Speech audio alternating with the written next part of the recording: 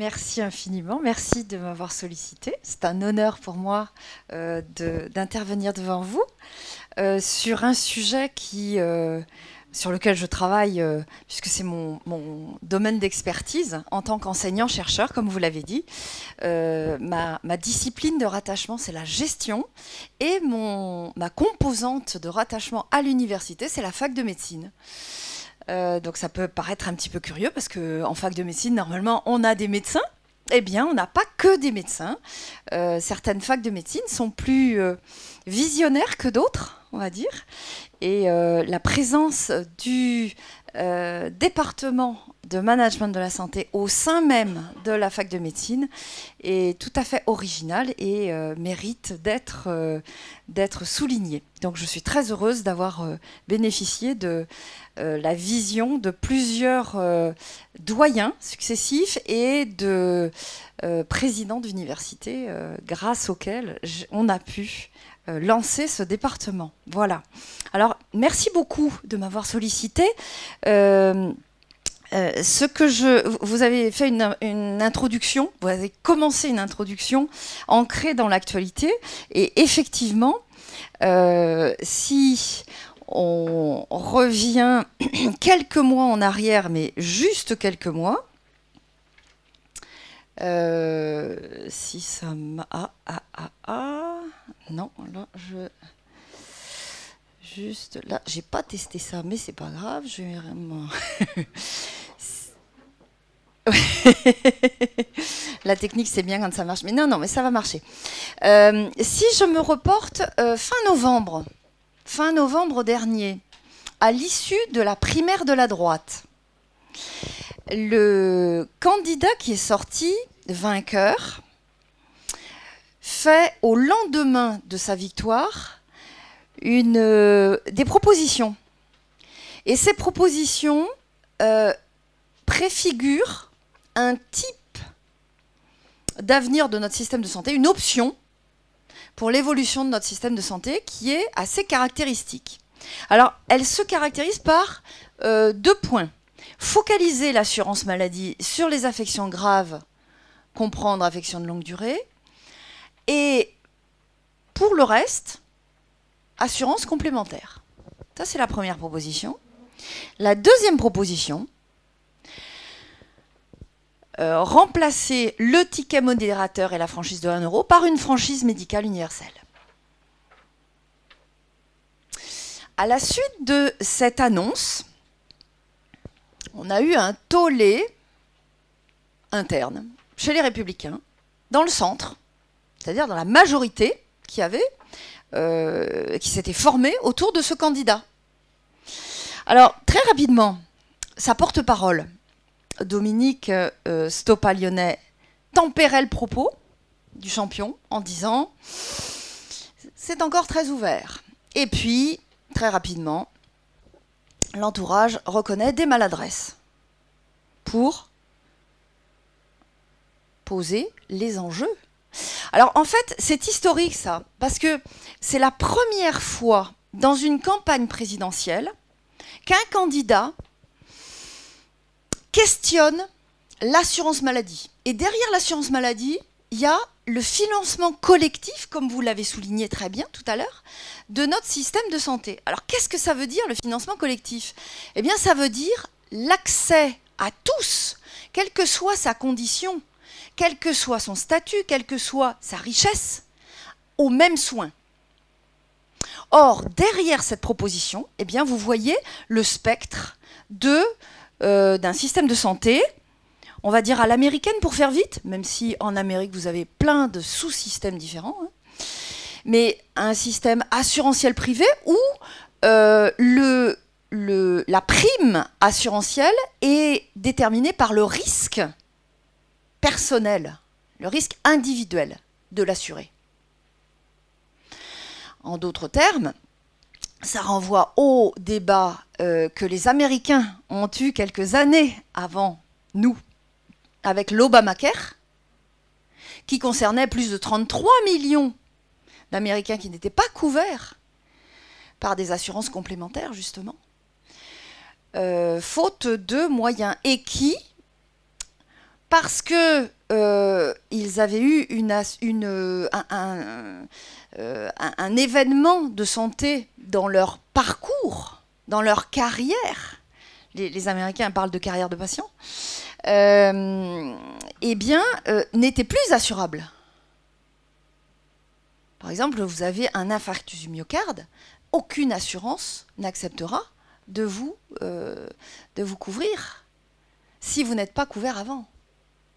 Voilà, alors je trouve que là on est vraiment à un tournant historique dans la mesure où la santé n'était pas du tout sur le devant de la scène des précédentes élections. Il y a 5 ans, on n'arrivait pas, c'était le travail, le marché du travail, sa régulation. Mais la santé n'était pas du tout au cœur des débats. Et François Fillon, par cette annonce qu'il a lui-même retirée, vu les réactions que ça a provoquées même dans son propre camp, a eu le mérite de mettre sur la table des choses qui jusqu'ici étaient tabous. Mais en même temps, ça dit des choses sur l'évolution de notre société et sur l'évolution du marché européen des services de santé. Puisque vous avez dit, effectivement, on parle de plus en plus de services de santé. Ça n'est pas du tout neutre. Je confirme votre analyse. Services de santé au sens d'un service comme un autre qui s'échange sur un marché. Marché, qui dit marché, dit concurrence. Et donc, évaluation au prisme des services ou des produits marchands. Donc, derrière, eh bien, effectivement, il y a la question du service de santé. Est-ce un service public ? Et ça illustre le débat qui concerne la totalité des services publics. Il n'y a pas que la santé. On pourrait parler du service public d'éducation. On pourrait parler du service de la culture, etc., etc. Donc, ça, c'était en novembre dernier.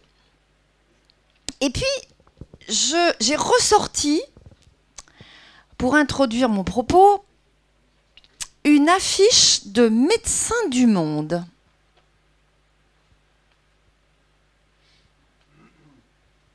Est-ce que vous vous rappelez de cette affiche? Elle a 5 ans. 2012. Campagne présidentielle de 2012. Avec, vous voyez, cette affiche dans la tradition de Médecins du Monde, d'interpeller les candidats en disant « le meilleur système de santé au monde, le système français ». Donc ça fait référence à un classement des systèmes de santé dans lequel nous arrivions premier et qui date de... Non, quand même pas. J'ai entendu. 2000, absolument. Donc ça fait 17 ans aujourd'hui. Ça faisait 12 ans à l'époque. Et on se prévaut souvent encore de ce classement, sachant qu'il y en a d'autres qui sont passés par là où nous ne sommes plus du tout les premiers. Et avec ici en plus petit, je suppose que vous n'arrivez pas à le voir, 70%, vous devez le voir, des enfants que nous soignons ne sont pas à jour de leur vaccination. Il y a des politiques qui rendent malades. Avec une question, enfin un commentaire de Médecins du Monde, hein. Comment la santé est devenue un produit de luxe, donc l'accès, détresse sanitaire ensuite, et une affirmation très forte du président de Médecins du Monde. La santé est un droit universel avant d'être un marché guidé par la rentabilité à court terme. Et là, nous avons, donc ça c'est une citation de Olivier Bernard, président de Médecins du Monde. Et là, avec ces 2 exemples, à 5 ans de différence, nous avons un résumé des enjeux qui sont devant nous pour notre système de santé, mais aussi pour tous les services publics. Comment voulons-nous réformer nos services de santé et nos services publics? Quelle voie, quelle société? Parce que derrière les services publics, qui sont le ciment de notre société, il y a le type de société. Quel type de société voulons-nous? Voilà. Alors, si je reviens à l'actualité de la campagne présidentielle qui vient de se terminer, et si nous regardons les propositions du mouvement qui a porté Emmanuel Macron au pouvoir, avec cette citation qui est issue de son discours de Nevers en janvier. Quand on parle de santé, on parle de profondes inégalités sociales et territoriales, qui sont un défi extraordinaire que nous devons relever. Donc ça fait écho à la diapo précédente de Médecins du Monde qui nous dit, rapport annuel après rapport annuel, une frange de la population croissante n'a pas accès aux soins de santé. Alors, c'est particulièrement vrai pour les lunettes et pour les soins dentaires. D'accord ? D'où cette proposition du candidat Macron, avec sur son site de En Marche, si vous allez sur le site au chapitre de santé, eh bien, vous avez les 3 défis à relever affichés. La prévention, l'accès aux soins et la soutenabilité financière. Merci beaucoup. Du coup, oui, il faut le reconnaître ici. Non, pas du tout. Ça doit être bon, je pense. Ah ouais, c'est super. Merci beaucoup. Donc, voilà où nous en sommes avec, vous voyez, l'ancrage dans ce débat. Alors, si vous lisez la proposition, vous voyez des choses que l'on va retrouver dans la suite des développements que je vais vous proposer. Avant de rentrer ici, vous avez un positionnement du candidat Macron qui se situe entre les 2 diapos précédentes, c'est-à-dire entre l'option de la privatisation assurantielle privée et l'option d'un service public à 100%. Ici, donc, vous avez une couverture des lunettes et des prothèses dentaires et de l'audition à 100% qui est annoncée. Donc ça va dans le sens de plus de couverture. Hein. Et vous avez aussi quelque chose qui n'est pas du tout neutre. Nous réaliserons cet objectif sans augmenter le prix des mutuelles. Pour cela, nous favoriserons la concurrence. Ça, c'est un vrai choix. Et vous allez voir ce qu'il y a derrière. En instaurant notamment 3 contrats types, que devront proposer assureurs et mutuelles pour garantir la transparence et faciliter les comparaisons. Ça veut dire, en d'autres termes, que ce n'est pas la sécurité sociale qui va couvrir ça, mais des mutuelles et des assurances. Donc on est bien dans un entre-deux là. Alors, je vais vous proposer un plan de parties, très classiquement, avec un acte 1 de ce qu'il faut nommer comme la financiarisation de la santé, qui est le nouveau management public qui arrive en santé en introduisant, vous avez dit 25 ans, c'est tout à fait ça, la notion de performance. Il y a 25 ans, vous parliez de performance à l'hôpital, vous riez au nez, ou on vous chassait. L'hôpital public. Aujourd'hui, ça ne surprend plus personne. C'est devenu un mot employé de façon courante. Le nouveau management public est passé par là. Alors, le nouveau management public, il va instaurer une doctrine de réforme de tous les services publics. Et nous n'y échappons pas. L'hôpital public en France ayant été pionnier dans l'application de cette doctrine. Et puis l'acte 2 de cette financiarisation, qu'on appelle aussi post-New Public Management, post-Nouveau Management Public, après le Nouveau Management Public, l'acte 2, eh bien, ça va être l'intégration. On parle d'Integrated Care, et en français, comme ça ne veut rien dire, l'intégration des soins, eh bien, on va parler de parcours. Parcours, tout le monde en entend parler, depuis à peu près 2010. Depuis 7 ans. Et plus que de parcours de soins, de santé, ça va être un parcours de vie. Et là, la vie, le mot vie, va prendre un tour très particulier. Je le développerai tout à l'heure. Derrière ça, il y a une vague de fond. C'est-à-dire que ce n'est pas une mode. On ne reviendra pas dessus. Il y a un avant et un après. Et vous allez voir que toutes les réformes des pays développés, et je fais le pari que celles à venir pour notre système de santé seront également inscrites dans ce mouvement-là. Il y a plusieurs signes qui montrent, qui l'annoncent.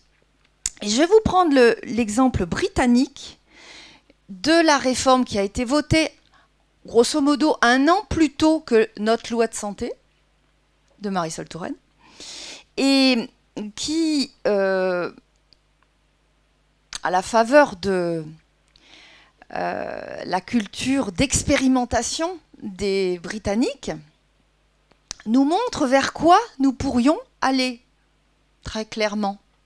Parce que les Britanniques sont beaucoup plus ouverts au chantier d'expérimentation, quitte à revenir en disant « ça ne marche pas ». On abandonne cette option pour en choisir une autre. Ce que nous avons beaucoup de mal à faire. Et puis je finirai par une conclusion avec une petite vidéo que je vous projetterai, très courte, sur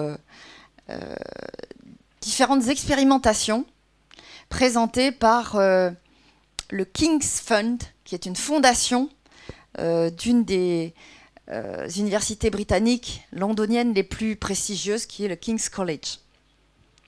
Voilà. Alors, je commence par l'acte 1. Toutes les réformes depuis 25 ans que nous connaissons, avec les outils qu'elles introduisent, alors les outils, quand je parle d'outils, c'est la T2A, la tarification à l'activité, c'est la certification hospitalière, ce sont les contrats, les CPOM par exemple, les contrats pluriannuels d'objectifs et de moyens, etc., etc. Donc tous ces outils, tous ces dispositifs, eh bien vous allez les voir dans tous les pays développés. Pourquoi? Parce que derrière, il y a une même doctrine qui est le nouveau management public. New Public Management, traduction directe. Qui vient pour l'Europe de Grande-Bretagne. Donc si je passe, vous voyez, toutes les réformes là, eh bien en fait il y a une cohérence très grande entre tout ça. Donc vous connaissez tout, hein, tous. Donc l'accréditation qui est devenue certification, le PMSI, programme de médicalisation des systèmes d'information, qui permettent de classer les épisodes de soins hospitaliers en groupes homogènes de malades qui correspondent à une recette T2A. D'accord ? Donc T2A, l'ARH qui devient RS en 2009 avec la loi HPST, le SROS, les CPOM, pardon, excusez-moi, le schéma régional d'organisation sanitaire et le BEH. Alors le BEH est le moins connu. Le BEH, c'est le bail amphithéotique hospitalier, dont la cité sanitaire à Saint-Nazaire est un des plus gros exemples, d'une plus belle illustration. Voilà. Alors, qu'est-ce que c'est qu'un bail emphytéotique hospitalier?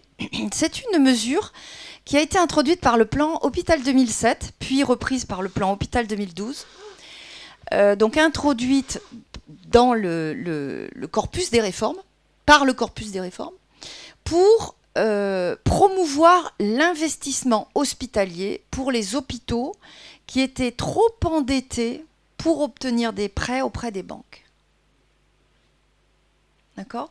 Donc le bail emphytéotique, le principe, c'est sur un terrain qui appartient à l'hôpital, eh bien, vous allez avoir un consortium privé qui va construire un bâtiment qui va lui appartenir.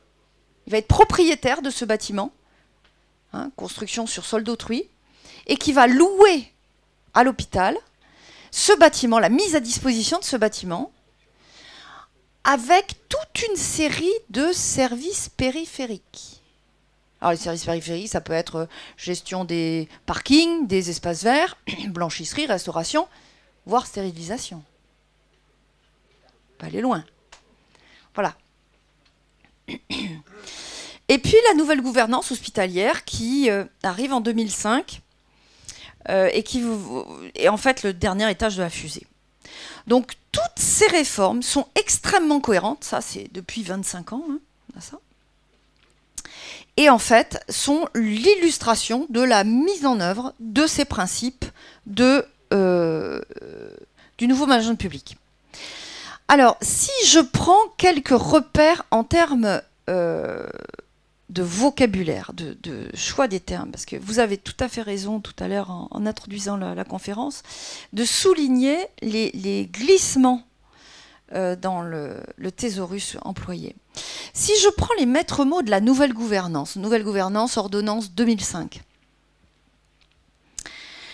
eh bien, vous allez avoir autonomie, responsabilisation, comprenez des professionnels de santé, voire très clairement des médecins, souplesse, contractualisation, évaluation, réactivité. Si je prends maintenant les maîtres mots de la T2A, donc ça ce sont des mots qui sont rentrés dans le vocabulaire courant des soignants aujourd'hui, à l'hôpital. Les maîtres mots de la T2A. T2A, tarification à l'activité, nouveau mode de financement du court séjour hospitalier depuis 2008, presque 10 ans. Médicaliser le financement, plus d'équité et de transparence, responsabiliser les acteurs, les médecins, des outils de pilotage, pilotage médico-économique. Voilà.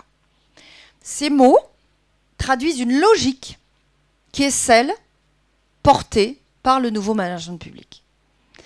Alors, ça doit faire 10 minutes que je vous parle de nouveau management public sans le définir. Donc, première définition, très simple. Programme de convergence du public vers le privé. Avec une approche qui repose sur 2 points. Réduire les différences entre privé et public. Alors, ce n'est pas le privé qu'on va faire aller vers le public, c'est le public qu'on fait aller vers le privé. Hein. Et deuxième point, accorder une priorité aux résultats plutôt qu'aux moyens. C'est-à-dire qu'on va aller de plus en plus vers une obligation de résultats plutôt qu'une obligation de moyens.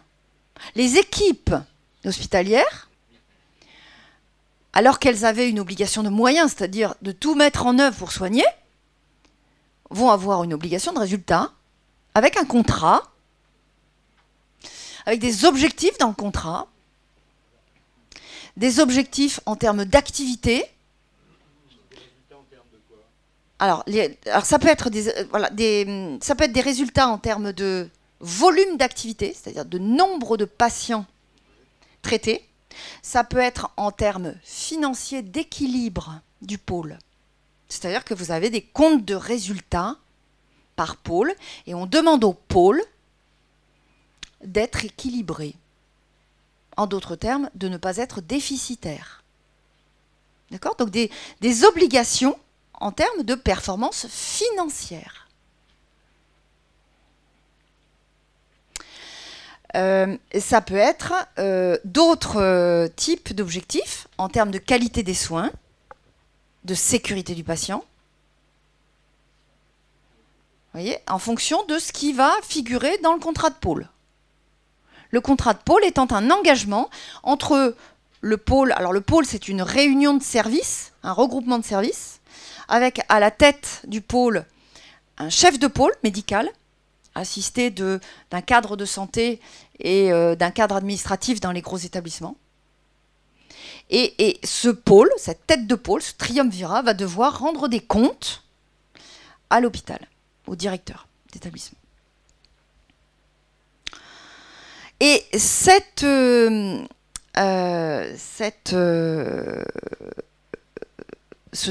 doctrine, ce programme de réforme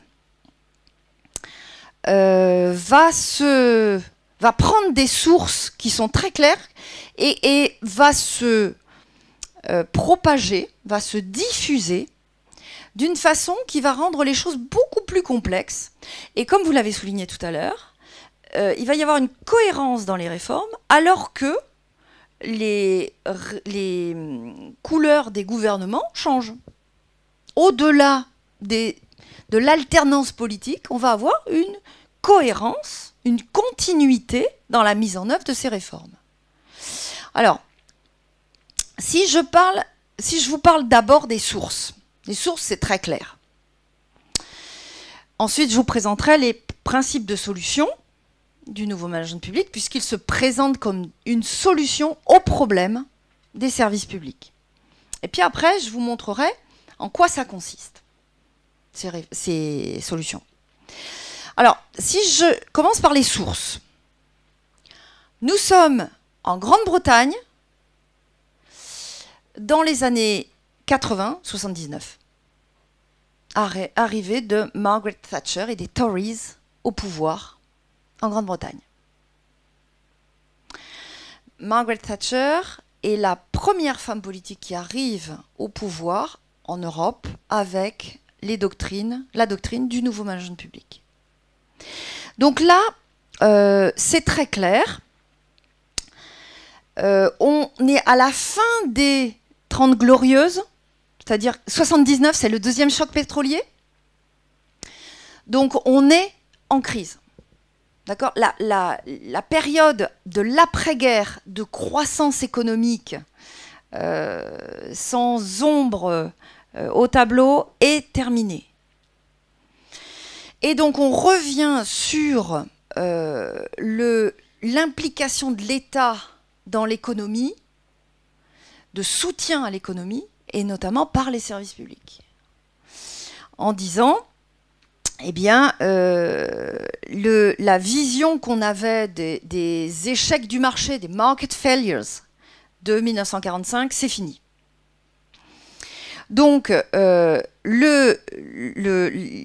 nouveau management public, cette doctrine, arrive dans le cadre d'une vision extrêmement clivée de la société, où tout ce qui est public ne fonctionne pas, alors que tout ce qui est privé fonctionne, avec les vagues de privatisation que vous connaissez. Donc là, c'est très marqué idéologiquement, il n'y a pas de problème. Très facile à comprendre. Ça se complique beaucoup plus après. Pourquoi ? Parce que après les 2 mandats de Margaret Thatcher, arrive au pouvoir, vous vous rappelez ? Tony Blair. Parfait, merci beaucoup. Tony Blair. Avec le New Labour, vous vous rappelez ? Et là, 3e voie, the third way. C'est quoi cette 3e voie ? Eh bien, c'est le rejet de la voie prônée par les Tories, les conservateurs britanniques, à savoir tout ce qui est privé est bon, tout ce qui est public c'est pas bon, supprimons tout ce qui peut être supprimé de public. Donc là, non. On reconnaît l'utilité sociale des services publics.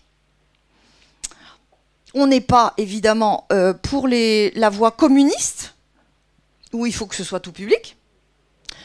On inventent une troisième voie en disant il faut des services publics, mais les services publics marchent mal. Donc on va leur appliquer les recettes du nouveau management public. En parallèle, Clinton et Al Gore arrivent au pouvoir à la même époque en Amérique, avec le même positionnement politique et idéologique. Et ensuite, ils sont suivis de toutes les gauches social-démocrates continentales, européennes continentales. Donc, en fait, vous avez tous les partis de pouvoir, c'est-à-dire tout le spectre politique, sauf les extrêmes, qui s'approprient les mêmes principes dits du nouveau management public, les uns pour sauver les services publics, les autres pour pallier leur existence. Voyez ? Donc la finalité change, mais les recettes sont les mêmes. Et ça, c'est assez extraordinaire.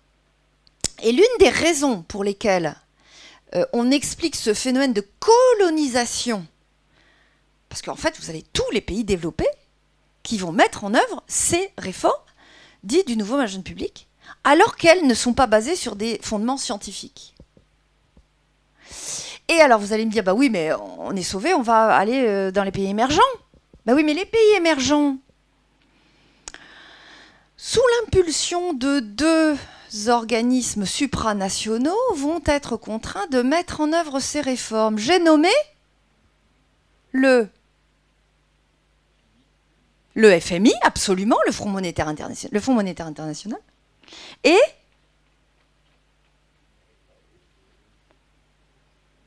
et l'autre institution supranationale. Non, qui prête de l'argent. Voilà, la Banque mondiale. Banque mondiale et FMI conditionnent leurs prêts à la mise en œuvre de réformes mettant en œuvre les principes du nouveau management public. D'accord ? Donc en fait, à l'exception de la Corée du Nord, que je vous déconseille de côtoyer, surtout en ce moment, vous ne pouvez plus échapper aux principes du nouveau management public. Alors, en quoi ça consiste ? Le nouveau management public vous propose un nouveau paradigme. Gros mot qui veut dire nouvelle philosophie permettant d'envisager le monde. Rien que ça. Et ce paradigme, il est qualifié de post-bureaucratique. Sous-entendu, le précédent était bureaucratique. Et là, vous voyez, dans les mots, un glissement historique de discipline, c'est-à-dire que les problèmes des services publics tombaient dans l'escarcelle de qui avant ? Quels étaient les experts des services publics en France ? La France étant emblématique de... Est-ce que c'était les gestionnaires ? Est-ce que vous alliez voir les gestionnaires pour quand il y avait des problèmes de services publics ? Est-ce que vous adressiez... D'ailleurs, c'est assez emblématique que vous m'ayez... Moi, je suis gestionnaire. Je fais du management public, mais si j'avais fait des études dans les années post-Deuxième Guerre mondiale, en m'intéressant au service public, je n'aurais pas choisi la gestion. J'aurais choisi quoi ? Exactement, l'administration publique. Sciences Po, ENA, les politistes, la science politique, d'accord ? Eh bien, vous avez un glissement vers la gestion. Et ça c'est la montée en puissance des business schools américaines qui font tomber, et le développement de la gestion par rapport à la science politique qui opère ce glissement. Et donc, les problèmes des services publics, des politiques publiques, deviennent de plus en plus un problème qui relève des sciences de l'organisation. Ce sont les organisations de services publics qui ne fonctionnent pas. D'où bureaucratique. Fonctionnement bureaucratique des organisations de services publics. D'accord ? Et donc vous avez la théorie des choix publics qui se développe, avec la référence à la situation de concurrence pure et parfaite. Alors je peux rentrer dans les détails, mais j'ai pas le temps. Donc si vous voulez que je rentre, ce sera dans les questions après. Mais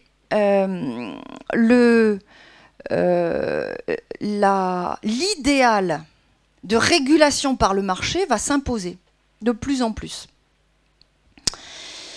Tant et si bien qu'on va proposer de mettre en concurrence les unités des grandes organisations de services publics, parce que si elles sont bureaucratiques, c'est parce qu'elles sont de très grande taille, pour ne retenir que celles qui fonctionnent le mieux, sans penser à ce qu'on fait des autres. Hein. Par là même, vous voyez que ce qui est en cause, alors ce sont les organisations de services publics qui sont de très grande taille.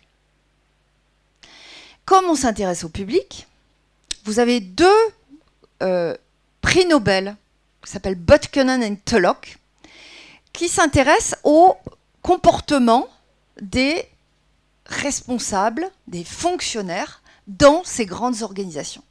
Et qu'est-ce qu'ils observent? Leurs observations sont sans conteste très rigoureuses, on ne peut pas les contester. Alors ils observent quoi? Ils observent que les fonctionnaires de base, qu'est-ce qu'ils font? Ils font tout pour augmenter leur équipe. Aux frais de qui? De la collectivité. Leur budget, absolument. Ils font tout pour augmenter leur budget. Aux frais de qui? La collectivité. Et ils font tout pour augmenter la surface de leur bureau. Ça vous rappelle des choses, non? C'est récente. Aux frais de qui? La collectivité. Etc. etc., etc. Ils publient ça. Incontestable. Et à partir de là, on se base sur leurs travaux qui, eux, sont scientifiques, pour attribuer au statut public de l'organisation ces problèmes. Alors que, si vous connaissez des gens qui travaillent dans des grandes organisations privées, c'est exactement le même problème. Le problème, c'est une question de taille de l'organisation, et non pas de statut. Parce que plus vous avez une grande taille d'organisation, plus vous avez une distance entre le marché et l'effort produit. La théorie des organisations illustre ça et décortique ça très bien. Donc vous voyez sur quel fondement erroné on part. Et étant donné que c'est erroné, ce qui est étonnant du point de vue d'un chercheur, c'est de dire pourquoi tout le monde y va. Les politiques ne sont pas moins intelligents que la moyenne, au contraire. Donc qu'est-ce qu'il y a derrière ça? Eh bien, il y a le fait que les économies nationales s'ouvrent au marché global. Je ne sais pas si vous vous souvenez, en 1981, ce qui s'est passé. Qu'est-ce qui s'est passé en France en 1981, en mai 81? L'arrivée de Mitterrand, de la gauche au pouvoir. Ok. Elle arrive avec quel programme de politique économique? 81, on est en crise. Hein. Les deux chocs pétroliers sont derrière nous. Nationalisation. Quoi d'autre? Relance par quoi? Par l'offre ou par la... Voilà, par la consommation, par la demande, absolument. Avec une promesse d'augmenter le SMIC. Vous vous rappelez de ça? La promesse est tenue. Alors pourquoi on augmente le SMIC? Parce que les plus bas salaires n'épargnent pas. C'est-à-dire que si on augmente les plus bas salaires, on va réinjecter, selon la théorie keynésienne, on va réinjecter de l'argent dans le circuit économique et relancer la machine économique. Ok? Qu'est-ce qui se passe? Le SMIC est relevé. Est-ce pour autant qu'on arrive à relancer la machine économique? Non. Pourquoi? On achète à l'étranger. À l'époque, on achète des télés, on achète des magnétoscopes. Et en France, on ne fabrique pas de magnétoscopes, on ne fabrique pas de télé. c'est le sud-est asiatique, c'est Taïwan, qui ont des croissances annuelles à 2 chiffres, qui en profitent. Deuxième gouvernement maurois, la rigueur. C'est fini. On a compris quoi? Que à l'époque, 1981, les économies étaient tellement ouvertes qu'une politique nationale de relance n'était plus opérante. Est-ce pour autant? Donc, ça veut dire que les relances doivent se faire au plan supranational, européen par exemple. Aujourd'hui, si on avait un accord entre l'Europe et les États-Unis, ou entre la Chine et les États-Unis, on pourrait faire des choses. Mais on n'arrive même pas à s'entendre entre nous. Du coup, qu'est-ce qu'on en déduit? Est-ce pour autant que la classe politique se dit on ne va plus se présenter pour être élu? À votre avis? Non, pas du tout. Regardez dans le contenu des programmes politiques des précédentes campagnes. Ça porte sur quoi? Alors, effectivement, il y a le sociétal, donc le mariage pour tous, des trucs comme ça. Et puis, à part ça, qu'est-ce qu'il y a d'autre?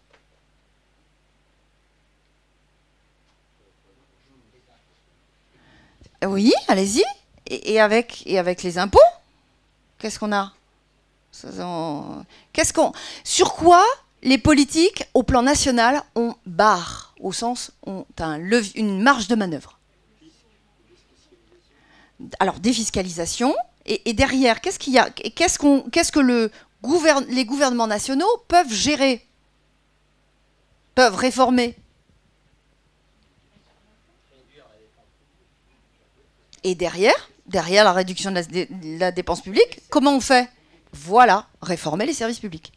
Donc en fait, le nouveau management public se présente comme un kit de réforme des services publics, qui est en fait le dernier bastion au plan national sur lesquels les politiques ont encore un impact.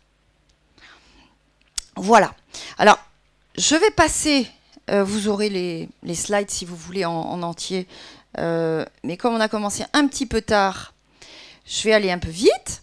Les principes de solutions proposés par le nouveau management public, réexaminer les missions de l'État en se désengageant et en décentralisant. D'accord? Et deuxième grand principe, réintroduire l'aiguillon du marché. Et ça va donner lieu à un nouveau schéma de régulation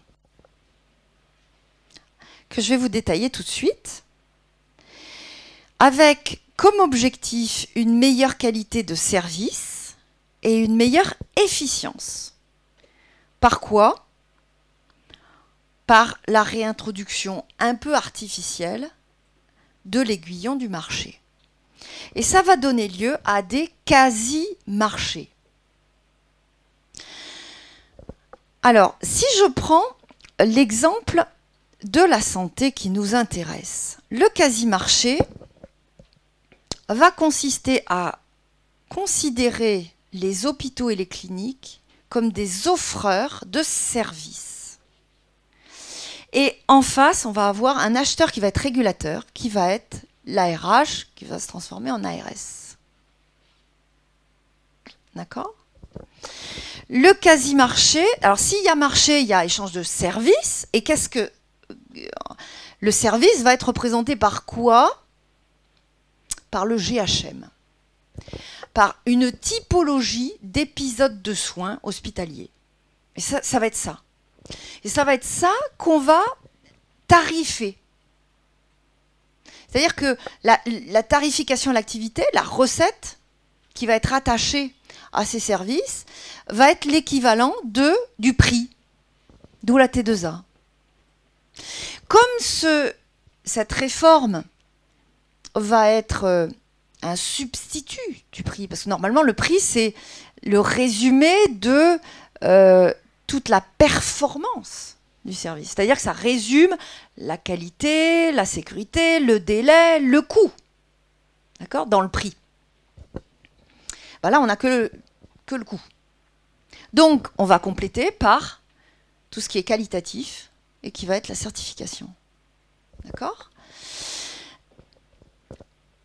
L'ARH, qui va devenir S, va avoir pour mission de recomposer l'offre de soins pour qu'elle soit en accord avec les besoins qui vont apparaître dans les schémas régionaux d'organisation sanitaire.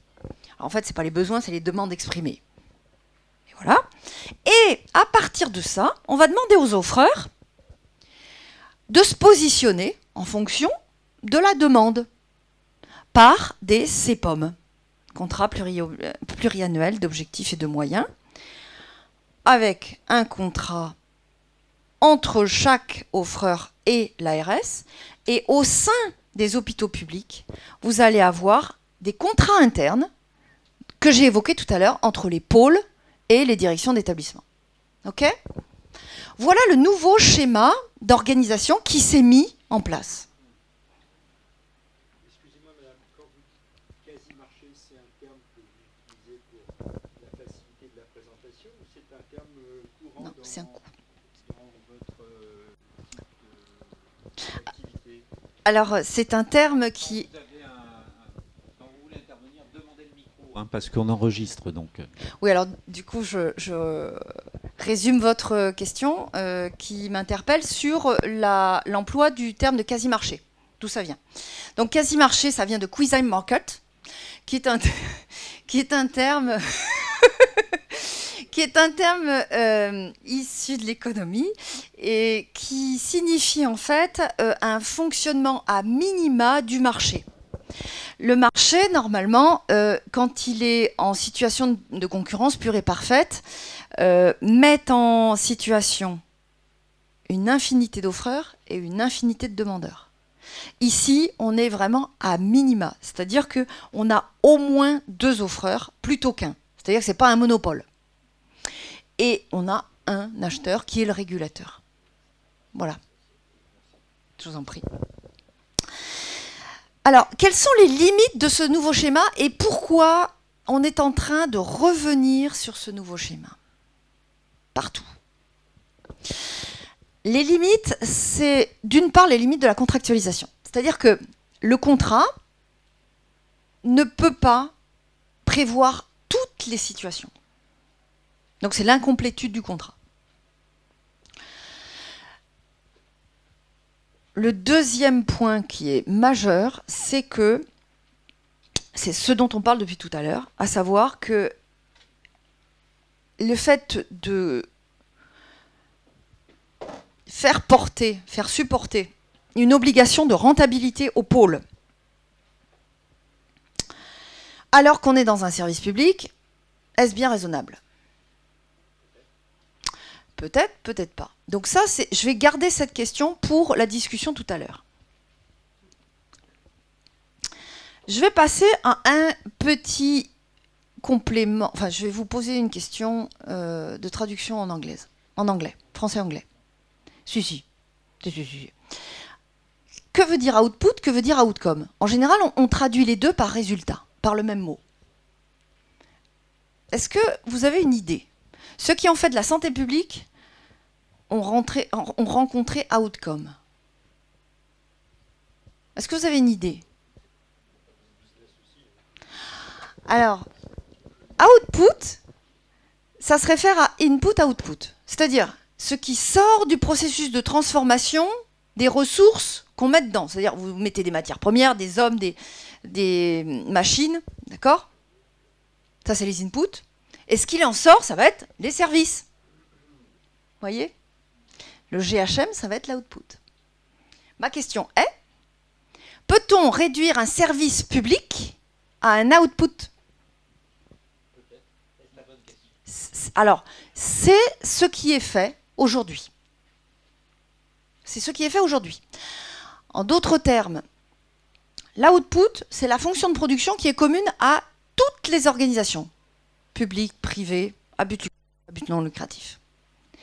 L'outcome, c'est l'impact de la production de l'output sur un périmètre spatial et temporel plus large. En d'autres termes, je prends un exemple. Alors, vous pouvez dire bénéfice pour les deux, vous pouvez dire résultat pour les deux, mais c'est le bénéfice pour la population. En d'autres termes, je prends le cas d'un patient tuberculeux qui n'est pas solvable.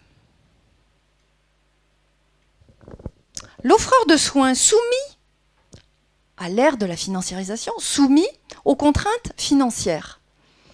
Est-ce que ça vaut le coup de le traiter? La réponse est non en termes d'output. En termes d'outcome, la réponse est oui. Pourquoi? Parce que si vous ne le traitez pas, vous faites courir un risque à l'individu, mais en plus à la population. Et à plus longtemps. Et ça va coûter beaucoup plus cher d'un strict point de vue financier, vous avez tout à fait raison. Vous voyez la différence entre output et outcome. Le problème, c'est que les outils que les réformes du nouveau management public introduisent dans nos organisations en charge d'une mission de service public sont des outils qui viennent du privé lucratif, qui n'est pas soumis à cette obligation d'outcome. Donc, les outils développés par les entreprises se focalisent sur les outputs et non pas sur les outcomes. Donc, l'une des problématiques des services publics, c'est de la gestion des services publics, ça peut se résumer à ça. Je pourrais y revenir dans la discussion. D'où une réduction à une marchandise, en fait.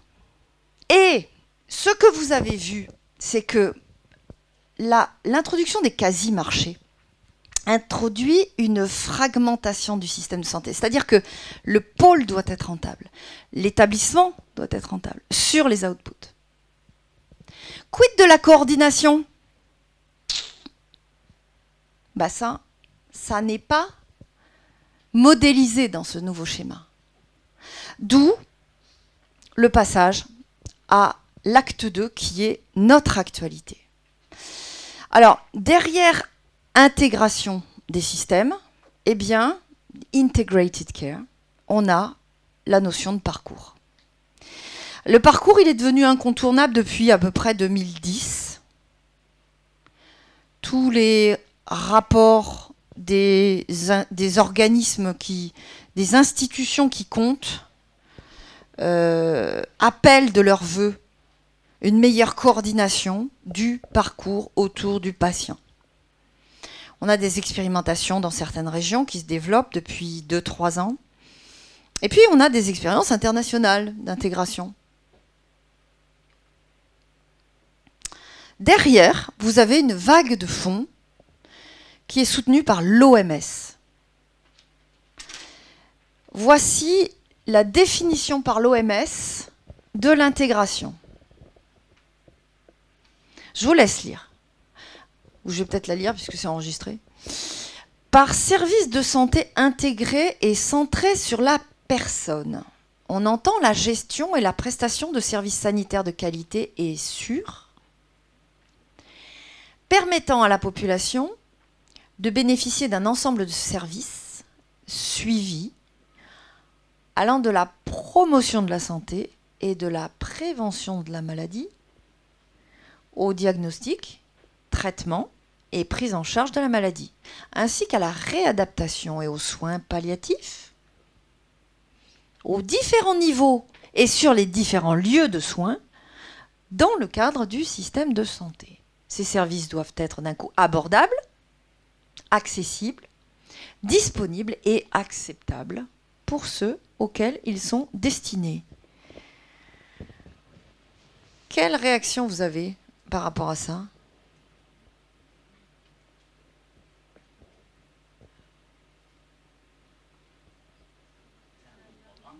C'est élargi, absolument. Pourquoi vous dites ça ? Parce que là, c'est un parcours et surtout, ça élargit, ça va de la promotion de la santé. Ça m'a frappé tout de suite parce que c'est quelque chose, on entend. Pour moi, il y a une nuance même entre promotion de la santé et prévention de la maladie. Absolument, vous avez tout à fait raison. Très fort. Quoi d'autre ? Merci. Donc ça veut dire qu'on est en amont de la maladie. Est-ce que vous avez remarqué que le mot patient n'apparaît pas? On parle de personne, absolument. Le patient est une personne. Exactement, et toute personne n'est pas un patient. Et l'objectif, ça va être justement que la personne ne devienne pas patient. Et là, il y a une petite révolution. Et là, on est dans la médecine traditionnelle chinoise, absolument, tout à fait. Où les incitations vont être dans... je maintiens en bonne santé le patient. C'est un objectif, absolument. Et c'est vers ça qu'on va. Je continue, parce que... Vous n'avez plus que 5 minutes pour qu'on puisse débattre après. Oui, tout à fait. D'une certaine façon, ou en tout cas leur vision d'il y a quelques siècles, parce que, voire millénaires, vous avez raison, parce que la médecine chinoise d'aujourd'hui n'est pas forcément celle-là.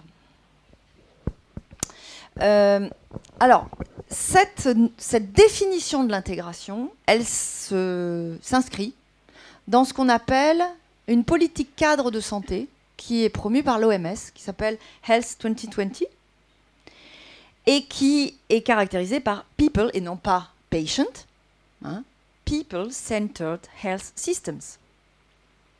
D'accord ? Donc je saute tout de suite à l'exemple britannique, dans les 5 minutes qui me restent.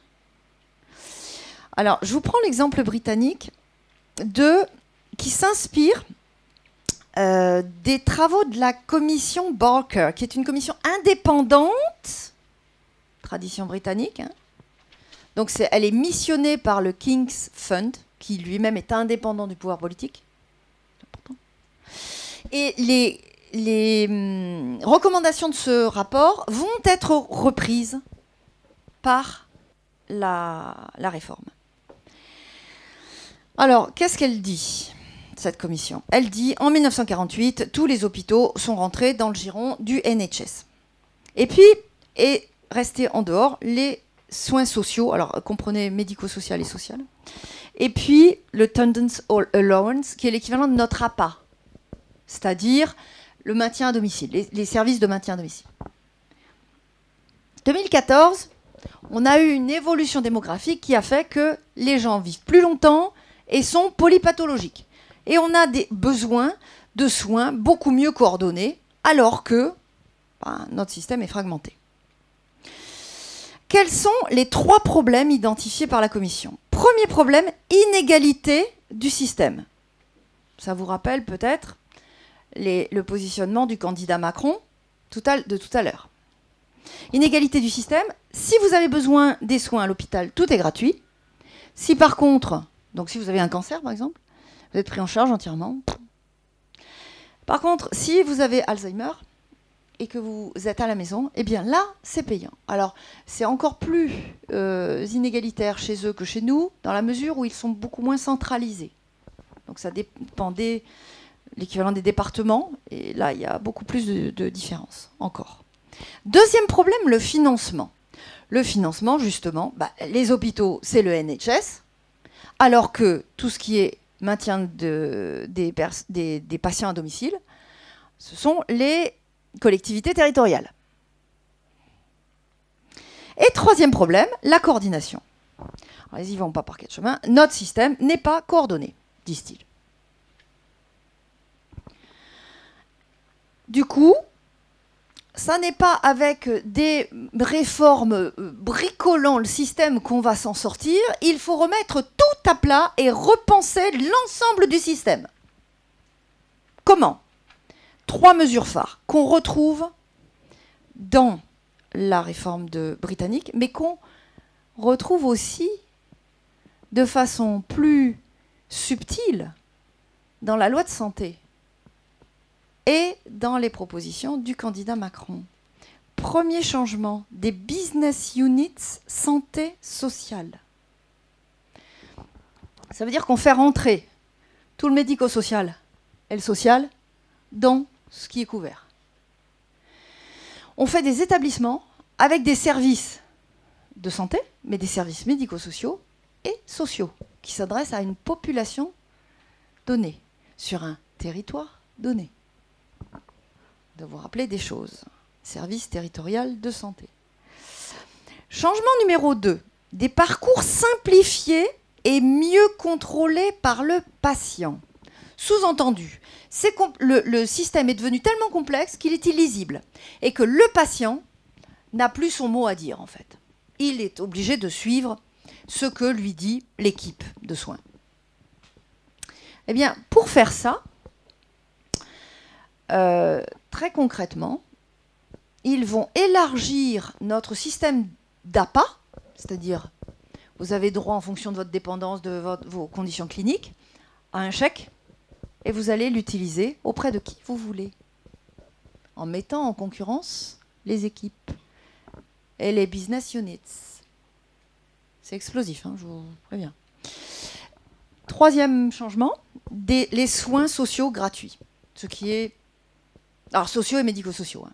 Voilà. Donc, ils ont fait le calcul du nombre de journées d'hospitalisation qu'ils gagneraient si les services sociaux et médico-sociaux étaient gratuits, en permettant de faire sortir le patient dont l'état clinique le permet et qui ne peut pas parce qu'il n'a pas l'environnement sécurisé chez lui. D'accord ? Tout ça avec des choix de financement solidaires, c'est-à-dire par l'impôt, en allant, regardez, en augmentant le PIB dédié à la santé, en augmentant le pourcentage du PIB, c'est-à-dire la dépense publique de santé, pour en arriver à la hauteur de la France. Et le nouveau programme met en place cela. Alors, j'y reviendrai tout à l'heure. Je vais juste passer à la conclusion. Ici, ce qui est très important, c'est de voir comment on va réorienter sur la médecine de ville et les soins primaires des budgets hospitaliers du NHS, en les mettant dans les mains des généralistes qui seront formés. C'est-à-dire que c'est eux qui vont faire les choix d'investissement à partir de budgets qui viennent de l'hôpital. Et puis aussi des nouveautés, enfin des innovations organisationnelles qui vont intégrer le hors-hôpital, regardez, soins sociaux et mentaux, médecine générale hôpital, santé physique et mentale, avec le dernier point sur lequel j'attire votre attention, sur lequel va porter ma conclusion, pour rendre soutenable un service public, en d'autres termes, pour rendre pérenne notre service public de santé. Il nous faut agir sur 3 fronts. La demande, l'efficience, le financement. Le financement, vous l'avez compris, c'est augmenter le pourcentage de PIB dédié à notre niveau. L'efficience, c'est faire mieux avec autant. La demande, c'est la demande. C'est là où est la bombe. C'est réduire la demande. Parce qu'autrement, on n'y arrivera pas. Et là, je vous remets... voyez ? Le programme que vous pouvez trouver sur En Marche. 3 défis, la prévention, l'accès aux soins, la soutenabilité financière. Et comment on fait ça ? En s'attaquant à la pertinence des actes. En 2012, la FHF, la Fédération hospitalière de France, commande une enquête qui est faite auprès d'un panel représentatif de 800 médecins. C'est du déclaratif. Et les résultats, c'est que les médecins énoncent que 72% des actes sont indispensables. C'est-à-dire que vous avez 28% des actes qui pourraient être évités. Donc, près de 30%. Alors, ça, c'est une moyenne, hein, c'est-à-dire que ça peut aller jusqu'à plus de 30%. Un tiers. Entre un quart et un tiers. Dans du déclaratif. Vous voyez la manne financière que ça représente, ça? Les marges de manœuvre, on peut les avoir là. En guise de conclusion, les business units, chez nous, on peut avoir des groupes hospitaliers de territoire. Le candidat Macron, ça c'est tiré de En Marche, dit qu'il veut accélérer le déploiement des GHT. GHT, ces organisations en réseau qui obligent les professionnels de santé à se coordonner, à mieux se coordonner.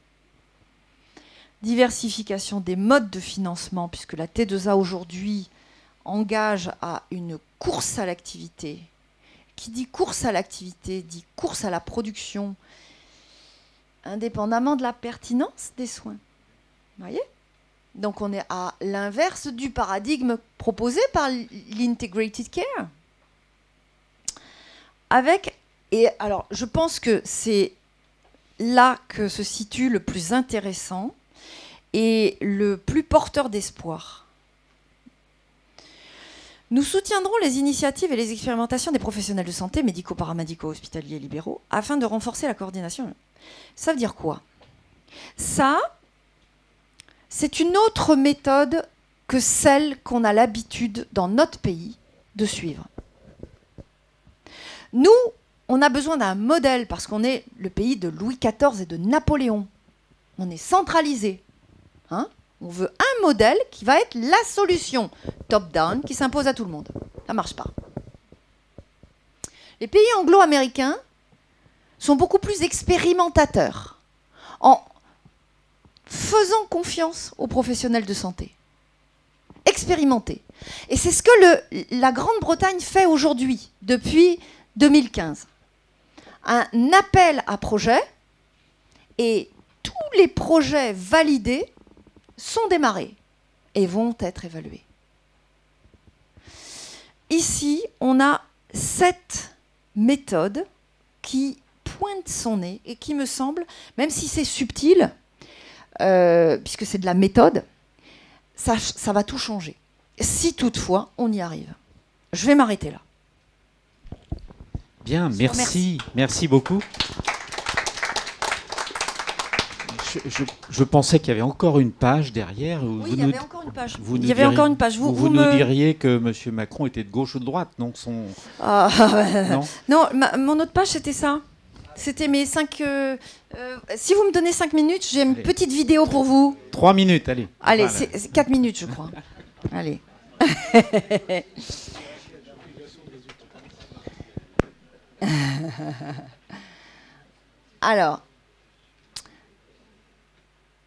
Alors en fait, c'est le. Si vous tapez sur Google King's Fund, The Future is Now, vous allez tomber sur un document multimédia qui est comme un rapport final des travaux de la commission sur les expérimentations les plus saillantes pour eux, les plus intéressantes dans le monde entier.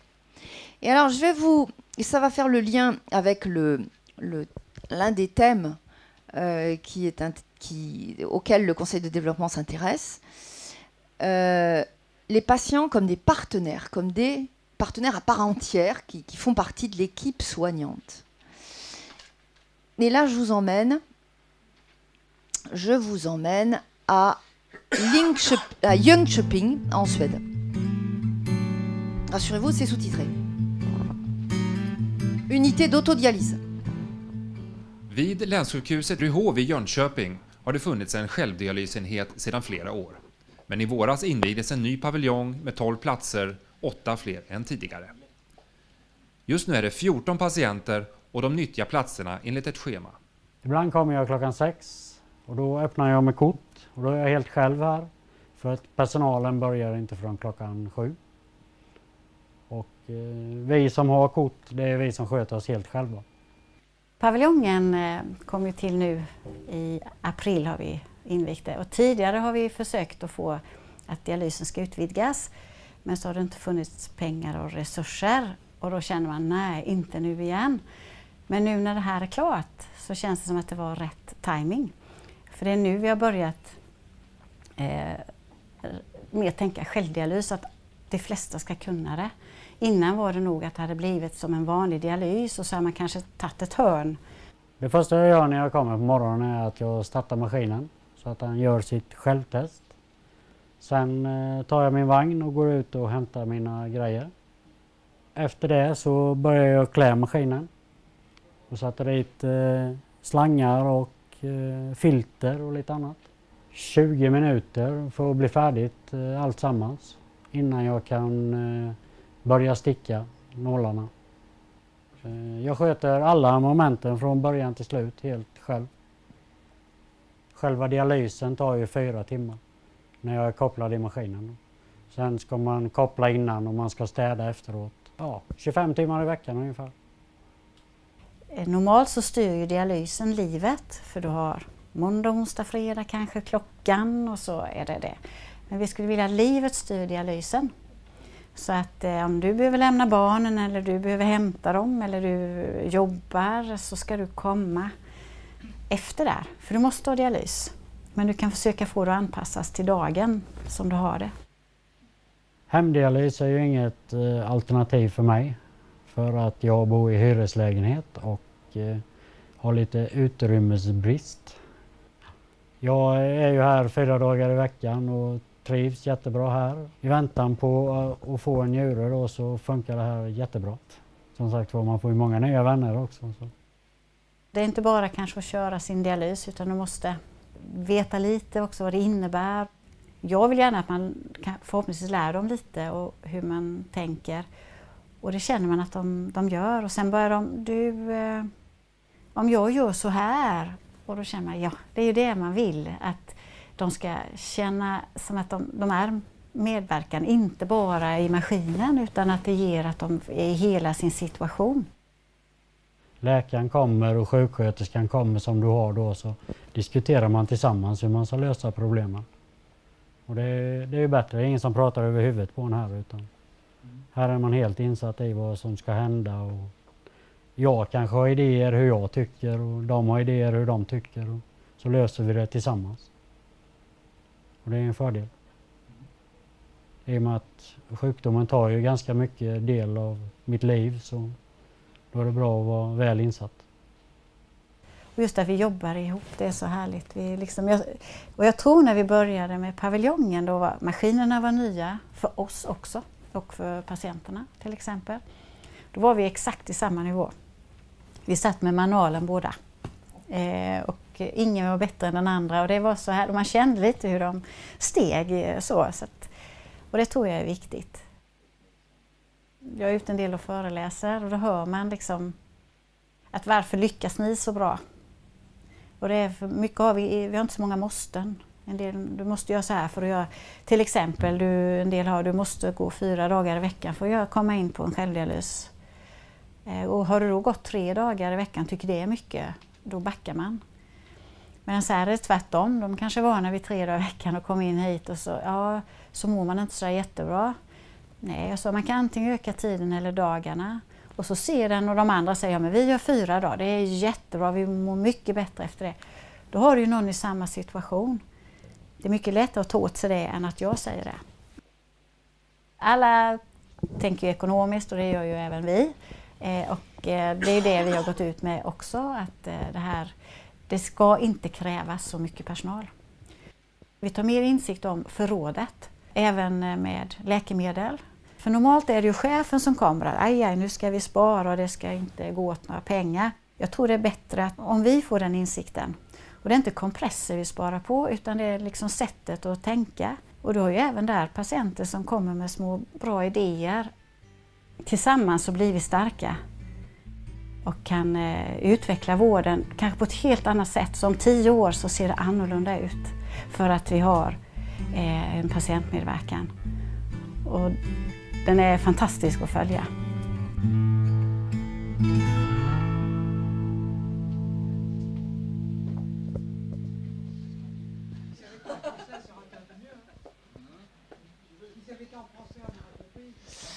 Ah oui, tout le monde ne parle pas anglais. Mais écoutez, on va poursuivre l'échange en français, hein, si vous voulez bien. Donc allez-y pour ceux qui ont des questions, qui ont des questions à poser.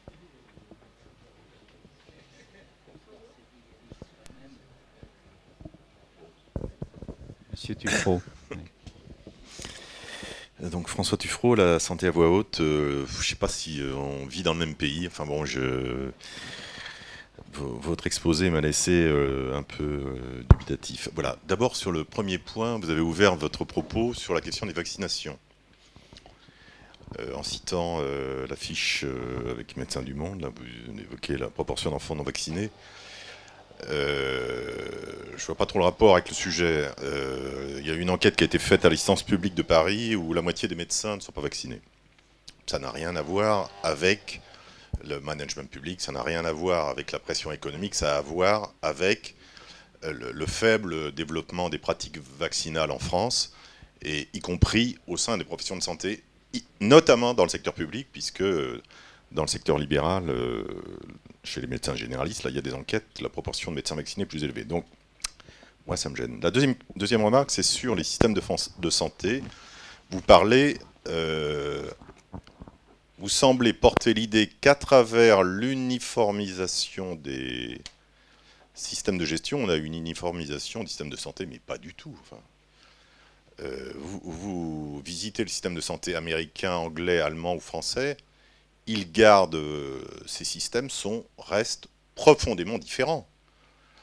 Et dans leur organisation, c'est pas parce qu'ils ont un système de tarification à l'activité qui peut se ressembler que la façon dont vous êtes prise en charge en Angleterre par un généraliste ou en milieu hospitalier dans ces différents pays est la même.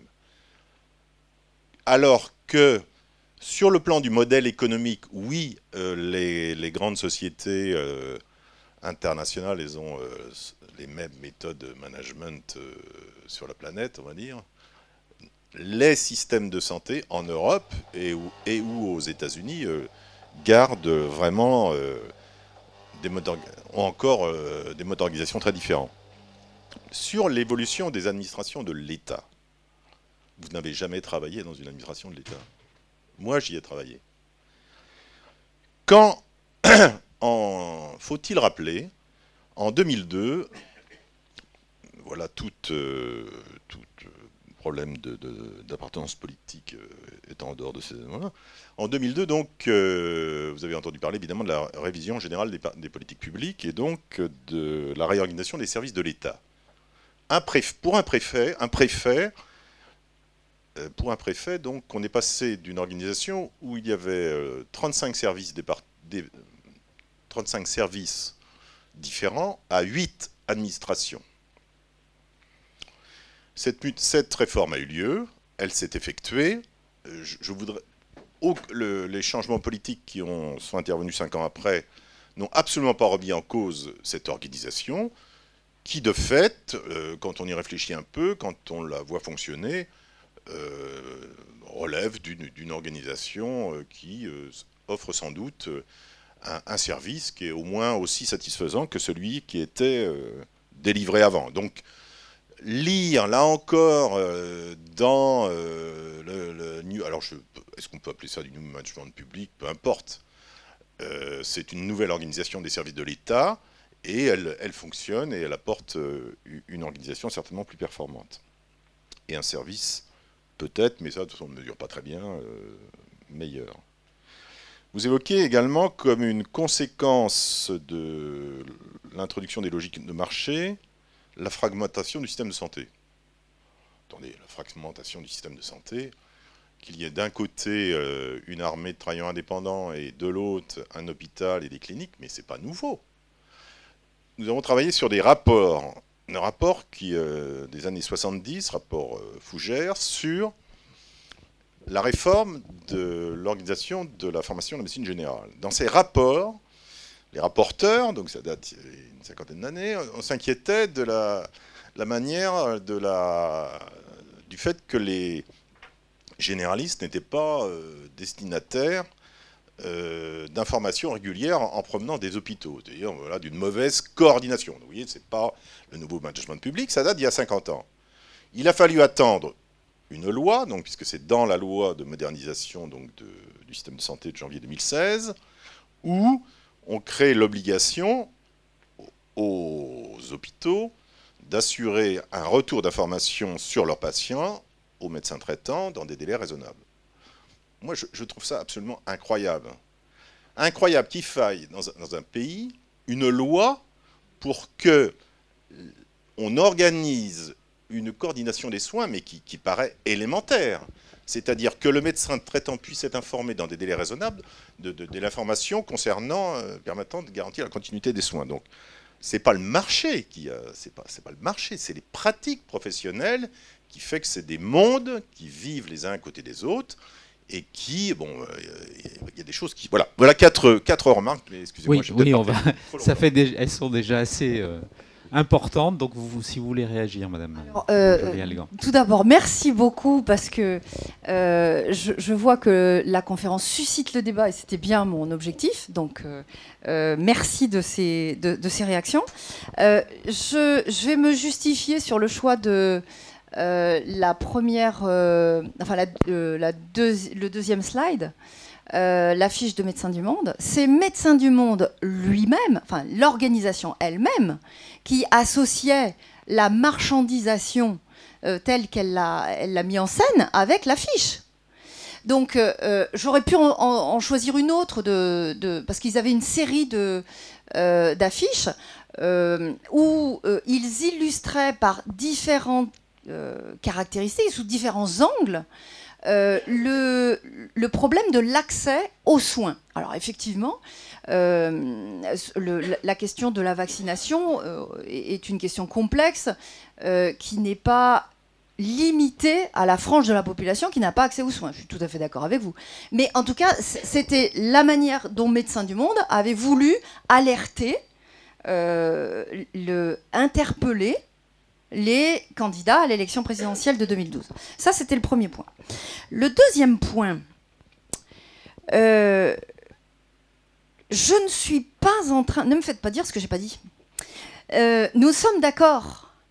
Ne me faites pas dire qu'il y a une uniformisation des systèmes de santé. Je n'ai jamais dit que le système de santé français était le même que le système de santé britannique ou américain. Au contraire. Ce que je suis en train ce que je vous ai présenté, ce sont des principes de réforme. Et ces principes de réforme, vous voyez le modèle des DRG dans tous les pays développés. Et vous voyez se construire à partir des DRG qui sont les GHM. Hein. Les DRG, c'est le modèle américain des GHM.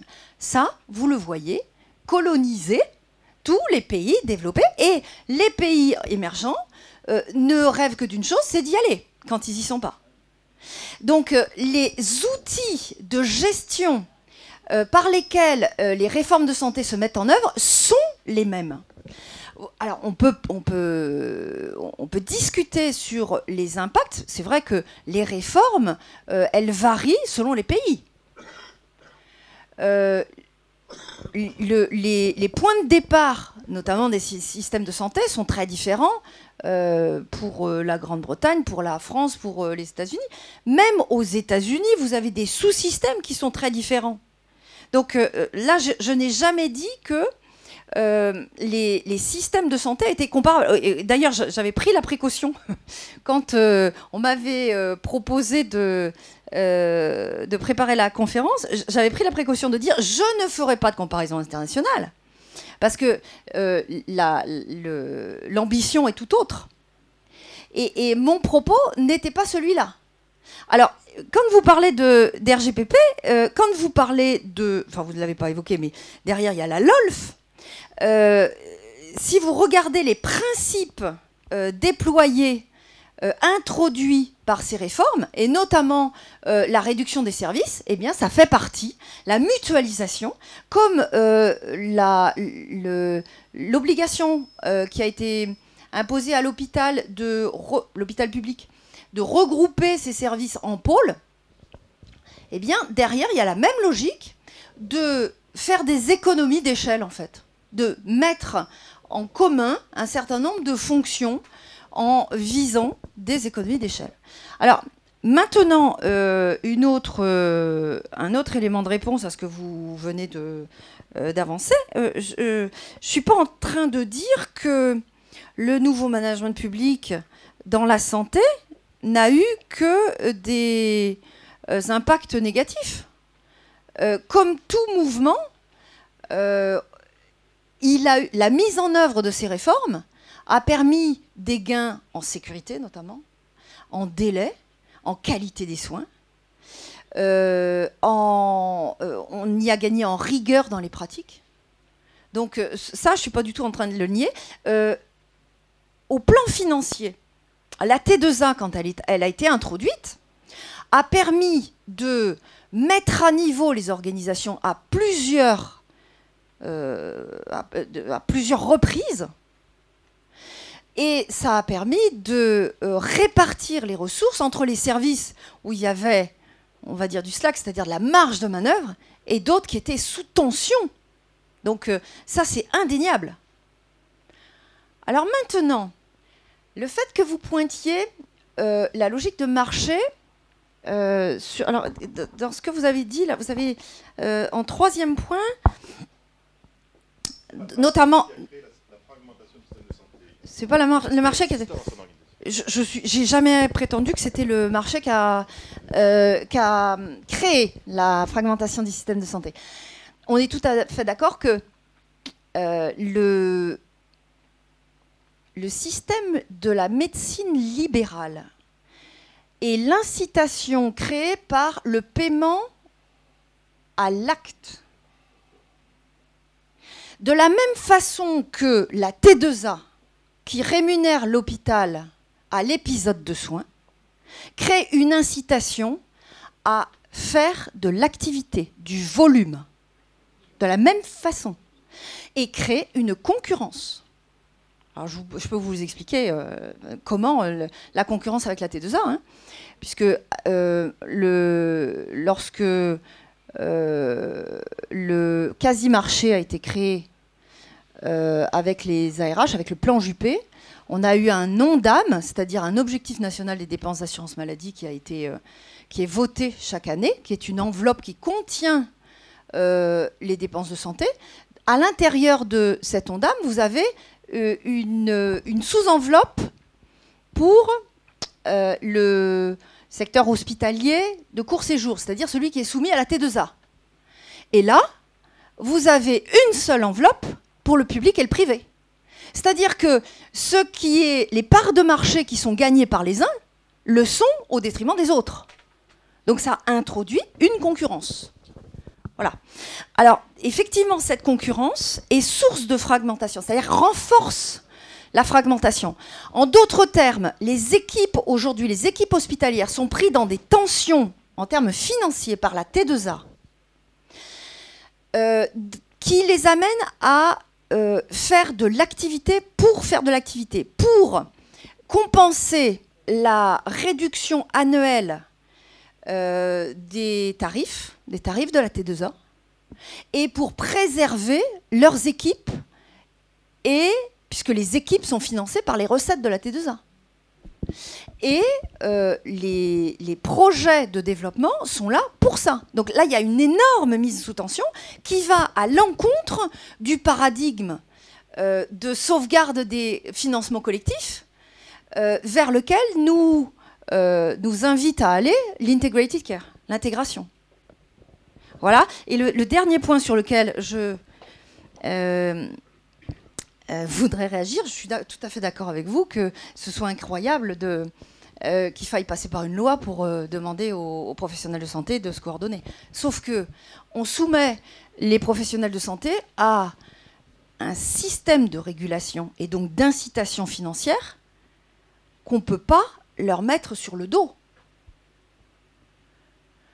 Le fait que le paiement à l'acte et la tarification à l'activité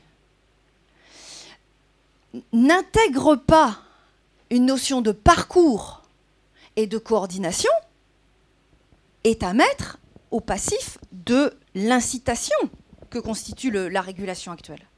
On ne peut pas leur en vouloir. Voilà. Bien, merci. On va essayer de répondre à d'autres questions. Alain ? Bien, Alain Lehenaf, conseiller développement. Moi, je vais vous proposer un jeu de rôle, madame. Je m'appelle Emmanuel Macron. Donc, depuis hier, je suis président de la République. Je dois constituer mon équipe ministérielle. Très bien. Et donc, on m'a parlé de vous pour être éventuellement ministre de la Santé. Donc, peut-être vous aurez un coup de téléphone demain, de ma part. Est-ce que vous pourriez, de façon claire, et sans utiliser trop de charabia, de sigles, etc., qui sont très ésotériques, bon, essayez de nous dire comment vous ferez en sorte qu'à la fin de mon mandat, donc dans 5 ans, la France retrouvera sa première place en tant que système de santé à travers le monde.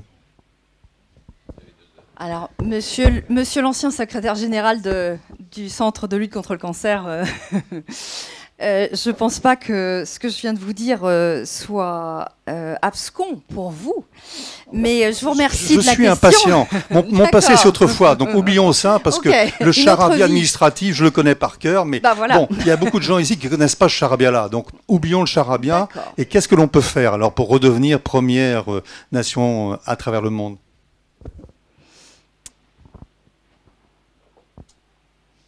Alors, évidemment, il n'y a pas de solution toute faite, hein.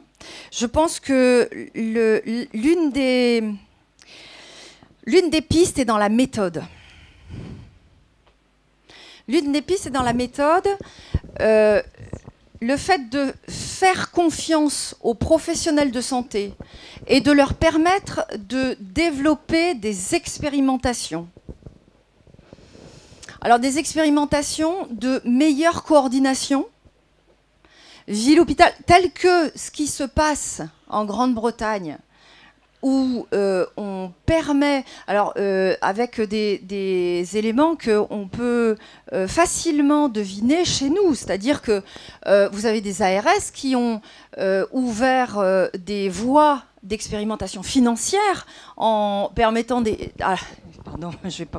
en mettant dans la même enveloppe certaines sous-enveloppes jusqu'à leur fragmenter, ouvrent des voies. En tant que chercheurs, nous croyons fondamentalement à l'expérimentation, aux vertus de l'expérimentation, et non pas à des principes qui s'appliqueraient indépendamment des contextes. Je pense aussi que le fait de travailler sur l'organisation avant de travailler sur le financier est une idée extrêmement intéressante. En d'autres termes, en fonction des contextes différenciés, les professionnels qui souhaitent travailler ensemble doivent pouvoir le faire dans des cadres expérimentaux et qui seront évalués pour, à partir de ces expériences, identifier des pratiques vertueuses au plan organisationnel. Alors, organisationnel, ça peut vouloir dire en réseau, ça peut vouloir dire des professionnels de santé, médicaux, paramédicaux, libéraux, avec des établissements, comme on voit émerger des projets dans le cadre des GHT. Le problème, c'est que les GHT, les groupements hospitaliers de territoire qui sont introduits par la loi de santé, donc ces groupements hospitaliers de territoire, on doit en avoir un par territoire. La différence avec ce qui précédait d'ailleurs, et avec la Grande-Bretagne, c'est que l'initiative est beaucoup plus laissée aux professionnels en Grande-Bretagne, avec des initiatives qui peuvent prendre des formes très très variées. Donc, moi j'ai envie de vous répondre sur la méthode,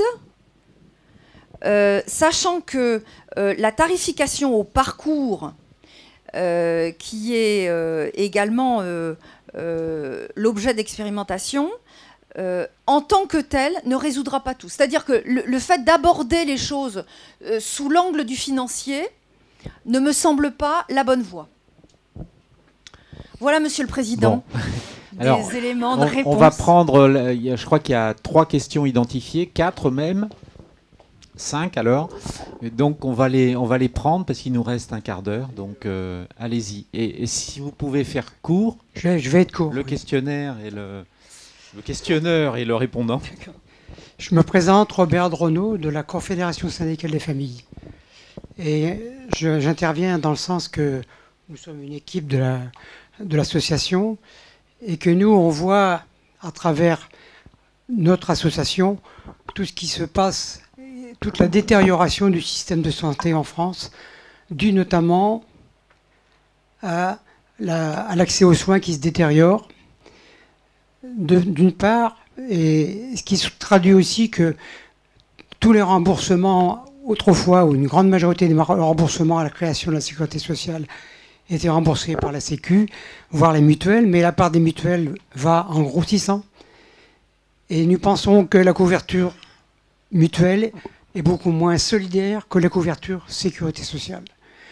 Et nous souhaiterions, nous, revenir à une couverture globale des soins par la sécurité sociale qui est beaucoup plus solidaire, et on gagnerait aussi dans les frais de gestion qui sont parfois 4 à 5 ou 6 fois moins importants à la sécurité sociale que dans les mutuelles, et d'autant plus que les mutuelles ont été relayées par les assurances privées, et on ne voudrait surtout pas que notre système de santé tombe dans la privatisation qui est au service de l'argent et non pas au service de la population. Merci. On va prendre tout de suite les autres questions. Donc, non. Oui, il y a un acteur... Jean-Pierre Payon, membre du Conseil de développement. Oui, merci. Oui, il y a un acteur que vous n'avez pas du tout évoqué, mais dans la presse, etc., dans les discussions, y compris politiques, il y a quand même le rôle des laboratoires, de ces grands groupes, qui représentent quand même des éléments extrêmement importants. Or, à aucun moment dans votre schéma, dans votre réflexion, ceci n'apparaît. Donc, ça pose quand même un petit problème, mais peut-être que vous n'aviez pas le temps de l'aborder, mais c'est un élément de pression quand même assez considérable. Il y a un certain nombre d'enquêtes, d'éléments qui montrent comment le corps médical lui-même, les professeurs, etc., sont quand même un peu influencés par cet élément qui apporte bien sûr des financements pour les recherches, mais en même temps avec des contreparties et des choix de développement de tel ou tel médicament. Voilà. Est-ce que vous pourriez nous en dire un peu plus? Merci. Ok, il y a encore une troisième. C'est bon? Si, allez-y. S'il n'y a plus le temps. Je voulais juste c'est une question et peut-être une précision. Tout à l'heure, vous avez parlé d'un triptyque avec la demande, l'efficience et le financement. Et donc, faire baisser la demande, je n'ai pas vu dans tout ce qui se construisait où est la place de l'information et de l'éducation, c'est-à-dire de l'individu, très tôt, parce qu'il me semble que justement ce qui élargissait dans l'intégration et la prévention pourrait commencer très tôt. Parce que ce qu'on nous enseigne, les médecines peut-être alternatives, ça en fait tout le monde pourrait le faire. Tout ce qui peut stimuler l'auto-guérison, etc. Et qui fait que ça n'a pas de... après, ça n'a pas de finance. Voilà. Et le reste... Merci. La question est à côté, je crois, la quatrième. En fait, je voudrais revenir sur l'intervention précédente quant aux médicaments. À savoir, est-ce que la politique de taux de remboursement, de référencement des médicaments, n'est pas une politique en réalité détournée de son but premier, et ce n'est pas tout simplement une manière de soutenir, c'est une manière de parler, mais le développement économique des laboratoires, encore que ce développement va plus vers les actionnaires que vers le réel développement de thérapie, etc., au bénéfice des malades. Et j'ai bien l'impression que le coût auquel on rembourse ces médicaments va plus vers les actionnaires que vers la recherche. Et là-dessus, j'ai l'impression qu'on le détourne de son fondement et au détriment de l'assurance maladie. Merci. J'ai encore une question à ma gauche, si c'est terminé. Alors, oui, d'abord, une précaution, je partage ce qui a été dit par les représentants de la Confédération syndicale des familles. Je ne suis pas pour la privatisation du système de santé.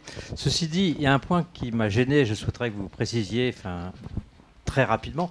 Vous semblez opposer le management public et le management privé. Pour avoir longtemps travaillé dans un établissement public, pour moi, le management, il est ni privé ni public. Et je pense que dans le public, mettre du management, c'est peut-être pas si mal que ça. Parce que derrière cela, parce que le management, ça peut sembler souvent comme un gros mot ici en France. Et derrière cela, il y a une question que vous n'abordez pas, me semble-t-il, qui est la question de l'allocation des ressources. Parce que l'on soit dans une entreprise privée ou dans une entreprise ou un établissement public, la politique, c'est aussi d'allouer des ressources et d'évaluer l'efficience de ces ressources. Et vous l'avez très très peu abordé, parce que derrière tout ça, il y a l'allocation de ressources. Alors, elles sont privées dans le privé, elles sont publiques dans le public, mais la question de l'affectation des ressources, qui est fondamentalement un problème politique, par rapport à une ressource qui est celle dont on dispose dans un pays comme la France, est une question fondamentale. Et le contrôle et l'évaluation, l'efficience, il me semble une question fondamentale que vous n'avez pas abordée, qu'on soit dans le privé ou dans le public. Je vais peut-être pouvoir répondre là, parce que... Alors il y a la dernière des dernières, il n'y en aura pas d'autres après. Hein.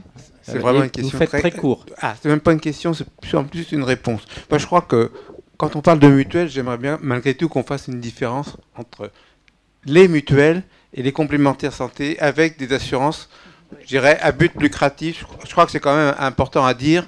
Et puis, quand vous parlez de frais de gestion, je voudrais qu'on fasse aussi le détail. Qu'est-ce qu'on met dans les frais de gestion? Parce que la sécurité sociale, c'est vrai, elle a des frais de gestion moins élevés, mais elle n'a pas du tout les mêmes missions. Moi, je vais parler de la mutualité puisque je suis adhérent. Je ne me permettrai pas de parler au titre de la mutualité française, mais je suis adhérent à une mutuelle. Et à l'intérieur des frais de gestion, dans une mutuelle, vous avez ce qu'on appelle des actions de prévention, entre autres, justement, qui sert. Vous avez aussi l'appel des cotisations. La sécurité sociale ne fait pas d'appel à cotisation, puisque c'est les URSSAF qui le font. Donc, je crois qu'il faut faire quand même des différences entre, déjà, les mutuelles et puis les assurances privées à but... lucratif, et puis je vous dis, dans les frais de gestion, on ne met pas la même chose. Donc il faut être prudent dans ce qu'on affirme. On a bien compris ce que vous vouliez dire. Allez, à vous maintenant, vous avez 5 questions. Je vous remercie beaucoup. Je vous remercie beaucoup de toutes ces questions qui sont très intéressantes. Je vais commencer par la dernière. Je suis tout à fait d'accord avec ce que vous soulignez. Je ne l'ai pas mis en évidence parce que j'attendais j'étais pratiquement certaine que ça allait émerger dans le débat. Et en fait, la question précédente recouvre une partie de votre commentaire. Vous avez dans les grands systèmes intégrés, alors intégrés au sens du financement, c'est-à-dire de l'assurantiel et de la production de soins, vous voyez, intégration des deux, c'est-à-dire des mutuelles qui auraient, comme certaines, des cliniques, comme par exemple Jules Verne, qui est une clinique mutualiste. Donc, à la fois la fonction de financement et de production de soins, avec en plus la particularité d'intégrer le principe de solidarité dans la partie financement, vous avez dans ces systèmes-là, me semble-t-il, quelque chose d'extrêmement fécond. Et ce n'est pas des choses très conceptuelles. Je me base là-dessus sur des exemples américains. Par exemple, Intermountain Healthcare. Par exemple, Kaiser Permanente, qui sont des mutuelles, justement, à but non lucratif, qui ont intégré en leur sein le principe de solidarité et qui sont des systèmes extrêmement intéressants. Le modèle économique de ces systèmes repose sur la captation de la frange de la population qui est la moins consommatrice et la plus contributrice. Si cette frange de la population, de la clientèle, est captée par de l'assurantiel privé à but lucratif, il n'y a pas de possibilité pour les mutuelles de se développer avec ce principe qui est celui de l'assurance maladie. Un financement collectif dans un territoire suffisamment grand pour permettre ça. Donc ça, c'est extrêmement intéressant. Alors ça, j'en profite pour remonter à la question précédente et à la gestion. Il est très clair que dans le triptyque de la fin, il y avait efficience. Et qu'on doit faire des progrès en termes d'efficience, c'est-à-dire de modalités d'utilisation des ressources, c'est-à-dire en clair, faire mieux avec ce qu'on a, ou faire ce que l'on fait avec moins de ressources. Donc ce rapport, il est commun à toutes les organisations et effectivement, il est au cœur de la gestion. Donc c'est pas ça qui est en cause. Ce qui est en cause et qui n'oppose pas les entreprises privées ou marchandes du non marchand, c'est l'outcome, c'est-à-dire c'est la mission de service public qui fait que on demande plus aux organisations telles que l'hôpital public par rapport à des cliniques privées à but lucratif. Et ça n'est pas différenciant des entreprises, parce que cette mission de service public, vous la retrouvez dans les entreprises aujourd'hui, dans la notion de RSE, dans l'impact sur l'environnement et sur le social des activités des entreprises. Sauf que la RSE a développé des outils depuis beaucoup moins longtemps. Et donc, ce n'est pas cela qu'on a appliqué aux organisations de service public. D'où la focalisation sur le court terme et l'output, c'est-à-dire le service. Et ça, c'est très structurant. C'est ça que je voulais pointer. Alors, vous avez 2 questions sur les labos. Voilà, oui. Alors, 2 questions sur les labos. Est-ce que le taux de remboursement n'est pas une façon de financer l'industrie pharmaceutique au détriment, pour les actionnaires, au détriment des patients? Au-delà de ça. Je résume. Au-delà de ça, dans la T2A, vous avez une modalité qui fait que ce qu'on appelle les molécules onéreuses, en gros la chimiothérapie, est sortie, n'est pas soumis au même traitement que les autres charges. Et ça, très clairement, ça bénéficie, ça sert les intérêts des labos. Alors, effectivement, les labos ont des actionnaires. Je suis tout à fait d'accord que ce sont des modalités de financement par le public, par la collectivité, d'entreprises privées. Maintenant, la chose est complexe. Parce que si demain, on voulait changer le système, on n'a pas de recherche publique suffisamment étayée, structurée, développée pour les remplacer. Et effectivement, vous avez tout à fait raison de pointer que la France est un pays où les labos sont très puissants. Le fait qu'on ne soit pas comme en Grande-Bretagne à une dispensation à l'unité relève de cette question, de ce principe. Maintenant, il y a un équilibre à trouver entre les recherches auxquelles les labos contribuent, et donc le progrès médical, avec le fait qu'on n'a pas fait des choix qui sont éminemment politiques, de développer une recherche publique suffisamment structurée, suffisamment financée pour remplacer les labos privés. Alors, ce qui est plutôt encourageant, c'est l'évolution du contrôle des labos et du contrôle des relations qu'entretiennent les labos avec les professionnels de santé, qui n'a rien à voir aujourd'hui avec ce que c'était il y a 20 ans. Et là, on a fait vraiment des progrès avec une régulation qui est beaucoup plus stricte là-dessus. Et alors, il y avait une autre question sur faire baisser la demande. dans votre triptyque. Absolument. Alors, dans le... alors, la question, c'était que la promotion de la santé passe aussi par de l'éducation à la santé, et non pas de l'éducation thérapeutique, hein, bien au-delà. L'éducation à la santé auprès des plus jeunes, donc dans les écoles. Voilà, absolument. Tout à fait. Et ça, dans le programme d'Emmanuel Macron, on a une référence dans la partie santé à la génération sans tabac. Donc, ça va dans ce sens-là. Ça fait écho à ce que vous dites. Dans la notion de l'integrated care et ce qui est porté par l'OMS, vous avez ça. Vous avez tout à fait ça. Et au-delà, il y a quelque chose qui est beaucoup plus chaud en termes politiques et qui n'est pas encore dit, qui constitue un vrai tabou, c'est la responsabilisation du patient. Parce que les contrats qu'on a aujourd'hui entre les offreurs de soins et le régulateur qui est l'ARS aujourd'hui, vous pouvez très bien l'avoir entre une mutuelle ou un assureur et un assuré. Et là, vous avez des questions éthiques que ça soulève qui sont de taille.